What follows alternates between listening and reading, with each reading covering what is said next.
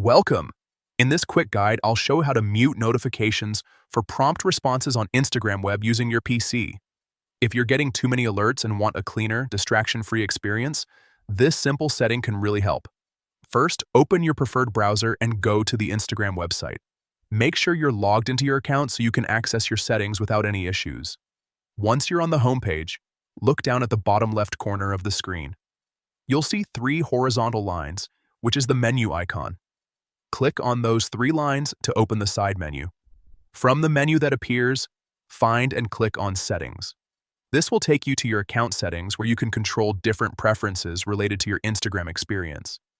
Inside the settings page, look for the notification section and click on it. This is where you manage all the alerts you receive from Instagram. Next, locate and click on Push Notifications.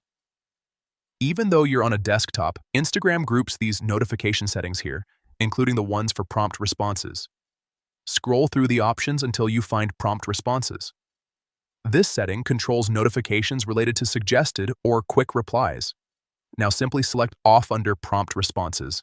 Once you do this, Instagram will stop sending you notifications for those quick reply suggestions.